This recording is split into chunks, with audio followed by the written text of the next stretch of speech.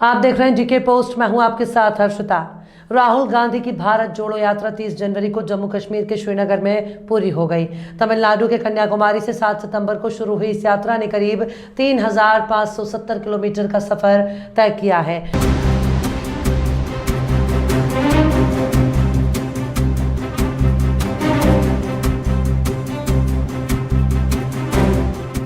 कुल 146 दिन के इस सफर में राहुल ने 14 राज्यों की सीमाओं को छुआ है। इनमें तमिलनाडु की कन्याकुमारी से केरल, आंध्र प्रदेश, कर्नाटक, तेलंगाना, महाराष्ट्र, मध्य प्रदेश, गुजरात, राजस्थान, यूपी, दिल्ली, हरियाणा और पंजाब और जम्मू कश्मीर शामिल है। यात्रा का लक्ष्य भारत को एक करने का था, जोड़ने का था। जो नफरत फैलाई जा रही है, हिंसा फैलाई जा रही है, उसके खिलाफ हमने यात्रा की। राहुल ने कहा कि उनकी यात्रा का मकसद सियासी नहीं है, लेकिन जानकार बताते हैं कि देश के दक्षिण से उत्तर तक यात्रा के जरिए कांग्रेस 372 लोकसभा सीटों पर फोकस कर रही है। कांग्रेस के सीनियर लीडर्स में शामिल एक पूर्व मंत्री ने नाम न जाहिर करने की शर्त पर कहा कि भारत जोड़ो यात्रा के जरिए हम राहुल गांधी की नई इमेज तैयार करने में कामयाब रहे हैं। करीब 5 महीने बाद राहुल जनता से जुड़े गंभीर नेता के तौर पर सामने आए हैं। अब वे विपक्ष को लीड कर सकते हैं और प्रधानमंत्री पद के कैंडिडेट भी हो सकते हैं। राहुल की यात्रा जिन राज्यों से गुजरी, वहां विपक्ष के नेता राहुल की यात्रा में शामिल हुए। हिंदुस्तान की जनता का जो रेजिलियंस है, जो स्ट्रेंथ है, वो डायरेक्टली दिखने को मिली। महंगाई और बेरोजगारी के मुद्दे हमने उठाए। शिवसेना के उद्धव गुट से Sanjay Raut, PDP chief Mehbooba Mufti, national conference के चीफ उमर अब्दुल्ला जहां राहुल के साथ दिखे, तो वहीं बिहार के मुख्यमंत्री नीतीश कुमार ने भी यात्रा के बाद राहुल से मुलाकात की बात कही है। हालांकि तेलंगाना के मुख्यमंत्री केसीआर और पश्चिम बंगाल के सीएम ममता बनर्जी ने यात्रा से दूरी बनाए रखी। राहुल के इस सफर में सियासत से ज्यादा उनका लुक चर्चा में रहा है।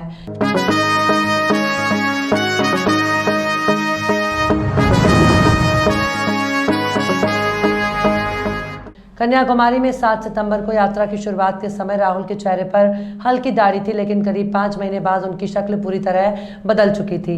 चेहरे पर घनी दाढ़ी थी तो सिर के बाल भी बड़े हुए थे। इधर राहुल की सफेद टी शर्ट भी चर्चा में रही, जिसे पहनकर वे कड़ाके की सर्दी में भी चलते नजर आए। इस यात्रा ने एक ऑल्टरनेटिव विजन दिया है।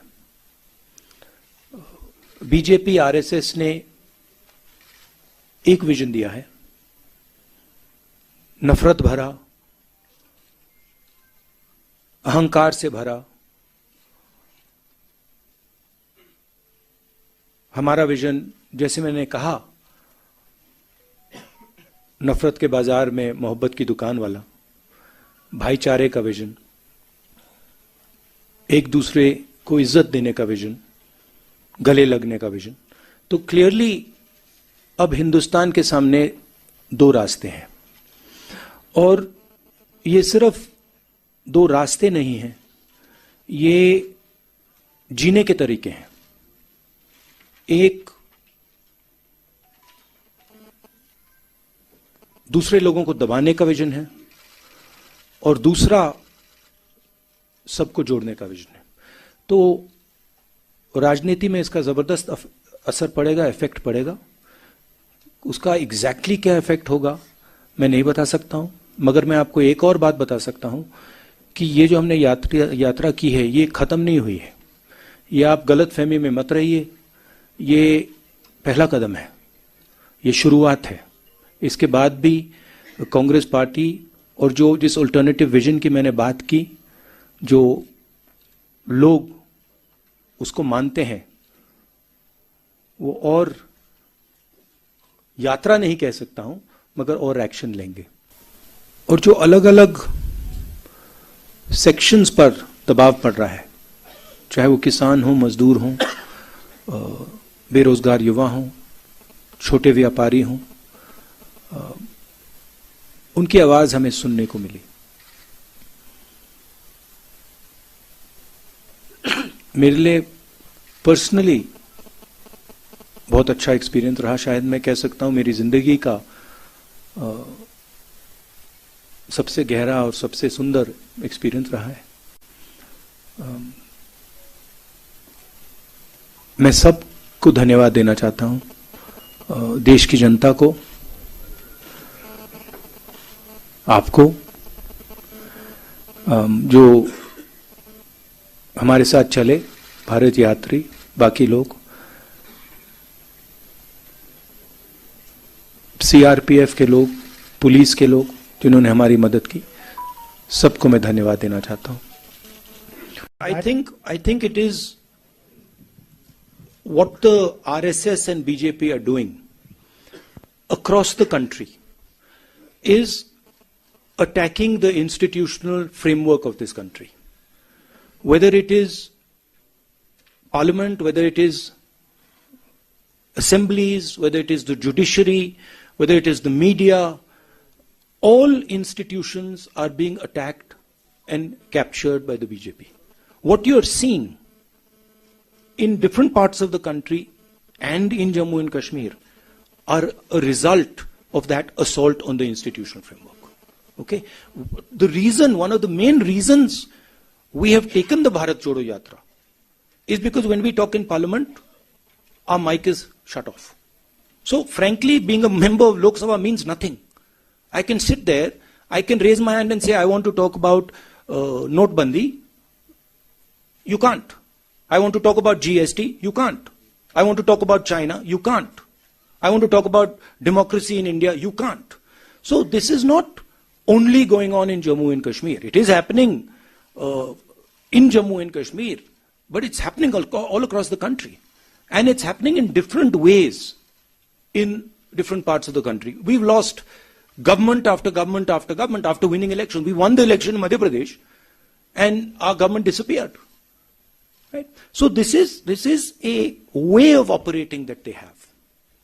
I want to talk today to my friends in the media.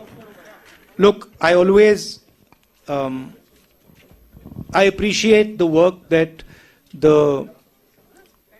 you are doing in the media. I watched you sit in front there in the media van in the heat, all the way from, in the cold, in the heat, all the way from Tamil Nadu to Kashmir. And I'd like to thank all of you. You have played a very important part. Of course, we do complain that your networks aren't responsive to the opposition and they don't raise the issues of the opposition, but we do appreciate what you're doing. And so I'd like to thank all of you. It's been a very pleasurable experience for me. The whole yatra, also my conversations with you, the press conferences I have with you, they're always fun.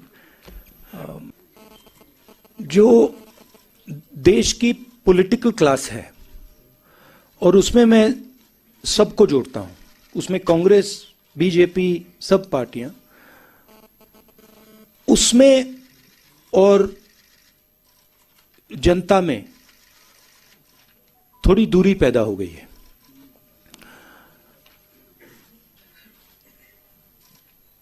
पूरा का पूरा communication media के through होता है, interviews के through होता है, press conferences के थ्रू होता है. मेरी थिंकिंग थी कि ये जो दूरी है इसे कम किया जाए. ये सिर्फ फिजिकल दूरी नहीं है. तो एक इस दूरी को कम करने का तरीका सड़क पे चलने का है, लोगों से मिलने का है, गले लगने का है.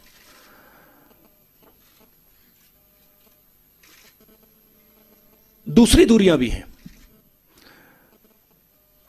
एक और बात आ गई है. जो पहले अनबायस्ड कम्युनिकेशन होता था, और मैं आपकी बुराई नहीं कर रहा हूं, बट ये फैक्ट है. जो पहले अनबायस्ड कम्युनिकेशन होता था, चाहे वो इंटरव्यूज हो, प्रेस कॉन्फ्रेंसेस हो, अब उसमें एक बायस सी आ गई है. तो जो फोकस मीडिया को ऑपोजिशन पे देना चाहिए वो देती नहीं है, और जो हम बोलते हैं उसको ट्विस्ट कर जाती है.